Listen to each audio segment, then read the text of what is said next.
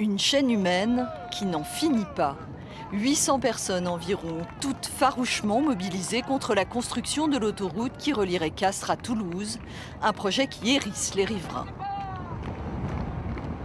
Au niveau du coût financier, environnemental, pour le gain de temps, on parle de 12-13 minutes. Le péage serait à 7, 8, 9, voire 10 euros pour gagner 12-13 minutes. C'est 500 hectares artificialisés. Et aujourd'hui, il y a les carrières en plus. En 2021, si on en est là, on peut s'inquiéter.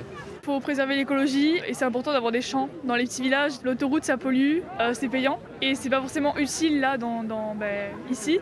Les manifestants estiment que toutes les alternatives n'ont pas été étudiées, notamment la plus simple, la réfection de la route nationale et sa sécurisation.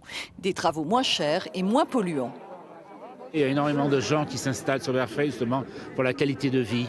Ils veulent être proches de la nature, proches du monde agricole et ils n'ont pas besoin d'avoir une autoroute qui va servir strictement à rien. Pour les travaux de terrassement, il faudra ouvrir des carrières à proximité des villages. Ça n'a été annoncé que l'été dernier. Les habitants ont donc le sentiment d'être floués. Donc, ce qui me choque énormément, c'est de se dire qu'on est en train de faire avancer un projet, de le faire passer au chausse-pied, alors qu'il n'est pas annoncé dans ses chiffres réels en fait.